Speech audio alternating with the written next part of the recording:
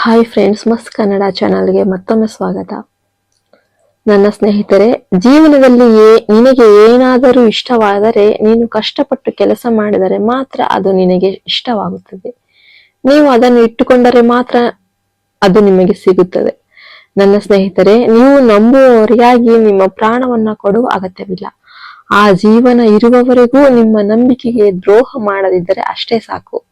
ಕೋಪ ಮತ್ತು ದ್ವೇಷದಿಂದ ಸಾಧಿಸುವವರನ್ನು ನಾವು ವಿರೋಧಿಸಬಹುದು, ಆದರೆ ಪ್ರೀತಿ ಮತ್ತು ಜವಾಬ್ದಾರಿಯಿಂದ ಕೊಲ್ಲುವವರನ್ನು ನಾವು ಎಂದಿಗೂ ವಿರೋಧಿಸಲು ಮತ್ತು ಸಹಿಸಲು ಸಾಧ್ಯವಿಲ್ಲ. ನಿಮಗೆ ಅರ್ಥವಾಗಿದೆಯೇ?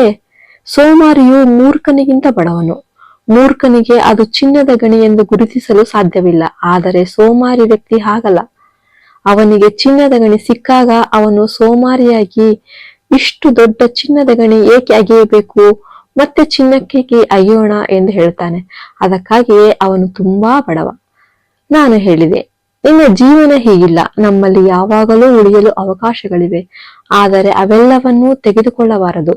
ಆದರೆ ಹೀಗೆಯೇ ಇರಬೇಕೆಂದು ನಿರ್ಧರಿಸಿದವನು ನೀನು ಯಾವಾಗಲೂ ಜಗಳವಾಡುತ್ತಿರಬೇಕು ಎಂದು ನೀನು ಅರ್ಥ ಮಾಡಿಕೊಂಡಿದ್ದೀಯಾ? 10 ಕಲ್ಲುಗಳನ್ನು ಎಸೆದರೆ ಏನಾದರೂ ಹೊಡೆಯುತ್ತದೆ ಎಂದು ಹೇಳುವ ಬದಲು ಮೊದಲನೆಯದು ಕೊನೆಯದು ಎಂಬಂತೆ ಪ್ರಯತ್ನಿಸಿ. ನನ್ನ ಸ್ನೇಹಿತ, 10 ಕಲ್ಲುಗಳನ್ನು ಎಸೆಯುವ ಅಗತ್ಯವಿಲ್ಲ. ಅವರು ಸಿಹಿ ನೀಡಿದವನಿಗೆ ಕಹಿಯನ್ನು ಪರಿಚಯಿಸುತ್ತಾರೆ. ಅಗತ್ಯ ಮುಗಿದಾಗ ಒಳ್ಳೆಯದನ್ನು ಮಾಡಿದವರಿಗೆ ಮೂರ್ಖತನದ ಪ್ರಮಾಣ ಪತ್ರಗಳನ್ನು ನೀಡುವ ಮೂಲಕ ಅವರು ಗೌರವಿಸುತ್ತಾರೆ. ಜೀವನವು ನಿನ್ನನ್ನು ನಿರಾಸೆಗೊಳಿಸಲು ಬಿಡಬೇಡ ಮತ್ತು 4 ಜನರು ನಿನ್ನನ್ನು ನೋಡಿ ನಗುತ್ತಾರೆ. ಏನೇ ಆದರೂ ನೀವು ಬಯಸಿದ ಜೀವನ ಸಿಗುತ್ತದೆ ಎಂದು ಭಾವಿಸುವ ತಪ್ಪನ್ನು ಮಾಡಬೇಡಿ.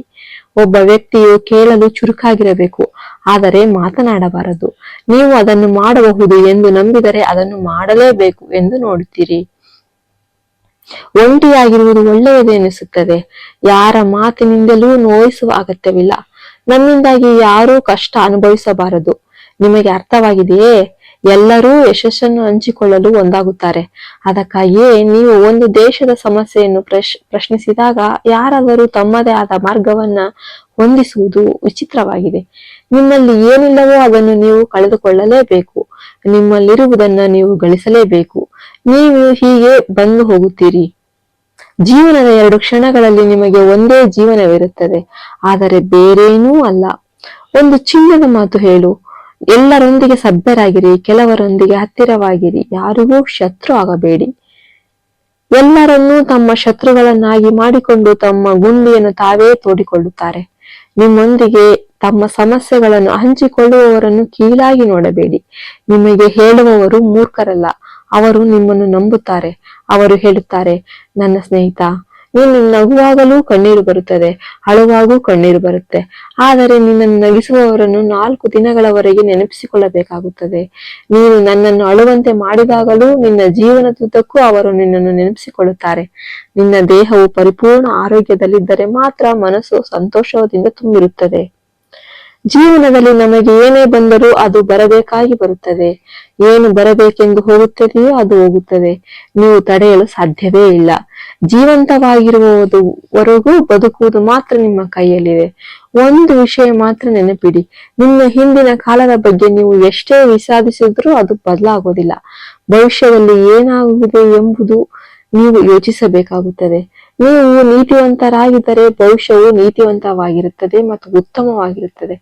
ಬಾಯಿಗೆ ಬಂದಂತನ್ನು ಹೇಳುವುದರಿಂದ ದೂರವಿರುವುದು ಉತ್ತಮ, ಏಕೆಂದರೆ ಅಂತಹ ಜನರು ಒಂದೇ ಮಾತಿನಿಂದ ದೀರ್ಘಕಾಲದ ಬಂಧವನ್ನ ಮುರಿಯಬಹುದು.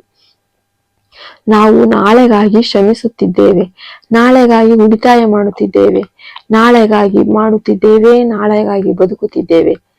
ನೆನಪಿಡಿ, ಈ ಕ್ಷಣ ಬಹಳ ಅಮೂಲ್ಯ.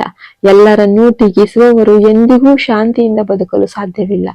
ಎಲ್ಲರನ್ನೂ ಗೇಲಿ ಮಾಡುವವರು ಶಾಶ್ವತ ಹೊಸ ಸಂತೋಷಗಳೊಂದಿಗೆ ಬದುಕುತ್ತಾರೆ. ಅವರು ಜೀವನದಲ್ಲಿ ಏನನ್ನೇ ಕಳೆದುಕೊಂಡರೂ ಪರವಾಗಿಲ್ಲ. ಅದು ಇತರರು ನಮ್ಮ ಮೇಲೆ ಇಟ್ಟಿರುವ ನಂಬಿಕೆ. ಅದು ನಿಮ್ಮನ್ನು ಕಳೆದುಕೊಳ್ಳಲು ಬಿಡಬೇಡಿ, ಏಕೆಂದರೆ ನೀವು ಒಮ್ಮೆ ಜೀವನದ ಮೇಲೆ ನಂಬಿಕೆಯನ್ನು ಕಳೆದುಕೊಂಡರೆ ನೀವು ಎಷ್ಟೇ ಪ್ರಯತ್ನಿಸಿದರೂ ಅದು ಹಿಂದಿರುಗುವುದಿಲ್ಲ. ಅಭ್ಯಾಸಗಳು ಆಯುಧಗಳಂತೆ. ಅವರು ಒಳ್ಳೆಯವರಾಗಿದ್ದರೆ ನಿಮ್ಮ ಜೀವನವು ಉನ್ನತಕ್ಕೇರುತ್ತದೆ, ಕೆಟ್ಟವರಾಗಿದ್ದರೆ ನಿಮ್ಮ ಜೀವನವು ಪಾತಾಳಕ್ಕಿಳಿಯುತ್ತದೆ. ನಿಮ್ಮ ಪಾದವನ್ನು ಹಿಡಿದು ಎಲ್ಲವೂ ಮುಗಿದ ನಂತರ ಅದನ್ನು ಎಳೆದರೆ ಸುತ್ತಲೂ ಅನೇಕ ನರಿಗಳಿರುತ್ತವೆ. ಜಾಗರೂಕರಾಗಿರಿ. ಜೀವನ ಎಂದರೆ ಪ್ರೀತಿ, ವಾತ್ಸಲ್ಯ ಮತ್ತು ಬಂಧಗಳು. ನೀವು ಎಷ್ಟೇ ಹುಡುಕಿದರೂ ಅವು ಸಿಗೋದಿಲ್ಲ. ಜೀವನದ ಸತ್ಯವನ್ನು ಹೇಳುವುದಿಲ್ಲ. ತಲೆಯ ಮೇಲೆ ಬೆಳೆದಿರುವ ಹಣದ ರಾಶಿಯಿಂದ ಕೆಳಗಿಳಿಯಬೇಕಾದರೆ ಅನಾರೋಗ್ಯದಿಂದಲೂ ಹೋಗಲೇಬೇಕು.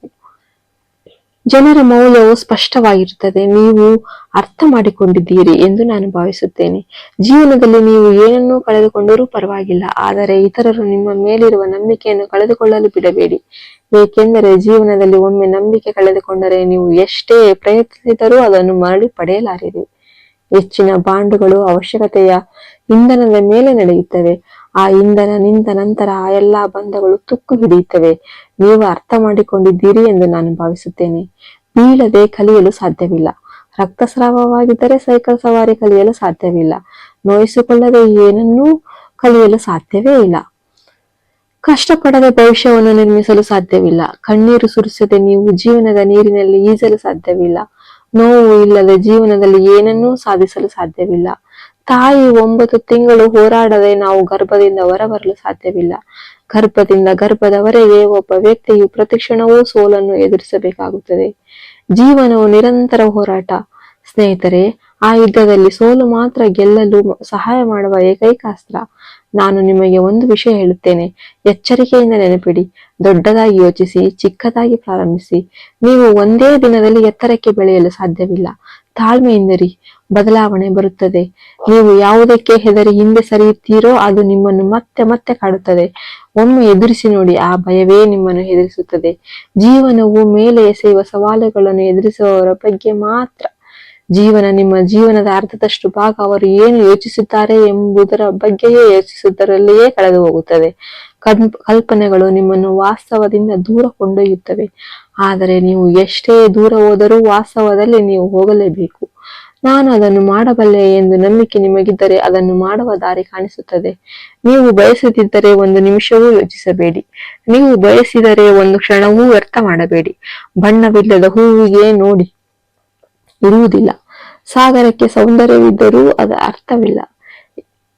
ಯಾವುದೇ ಬಂಧಕ್ಕೂ ಒಂದು ಹನಿ ಅವಮಾನವಾದರೂ ಅಪಾಯ. ಸಾಗರದಷ್ಟು ದೊಡ್ಡ ಪ್ರೀತಿ ಇದ್ದರೂ ಅನುಮಾನ ದೊಡ್ಡ ರೋಗವೇ ಆಗಿರುತ್ತದೆ. ತಾಳ್ಮೆ ಮತ್ತು ನಿಮ್ಮನ್ನು ವಿಜಯಶಾಲಿಯನ್ನಾಗಿ ಮಾಡುತ್ತದೆ. ನೀವು ನನಗೆ ಒಂದು ವಿಷಯ ಹೇಳಬಲ್ಲಿರಾ? ಪುರುಷನ ಮೇಲೆ ಪ್ರೀತಿಯಲ್ಲಿ ಬಿದ್ದ ಮಹಿಳೆ ಮೊದಲು ಹೇಳುವ ಮಾತು, ಯಾರೇ ಏನೇ ಹೇಳಿದರೂ ನಾನು ನಿನ್ನನ್ನು ಎಂದಿಗೂ ಬಿಟ್ಟು ಹೋಗೋದಿಲ್ಲ. ನೀನಿಲ್ಲದೆ ನಾನು ಬದುಕಲಾರೆ. ಈ ಮಾತುಗಳಲ್ಲಿ ನಿಮಗೆ ಯಾವುದು ಇಷ್ಟವಾಯಿತು ಎಂದು ಕಾಮೆಂಟ್ ಮಾಡಿ. ಈ ವಿಡಿಯೋ ನಿಮಗೆ ಇಷ್ಟವಾದರೆ ಲೈಕ್ ಮಾಡಿ ಮತ್ತು ಶೇರ್ ಮಾಡಿ. ಹೆಚ್ಚಿನ ವಿಡಿಯೋಗಳಿಗಾಗಿ ನಮ್ಮ ಚಾನಲ್ಗೆ ಸಬ್ಸ್ಕ್ರೈಬ್ ಆಗಿ ಮತ್ತು ನಮಗೆ ಸ್ವಲ್ಪ ಬೆಂಬಲ ನೀಡಿ. ಧನ್ಯವಾದಗಳು.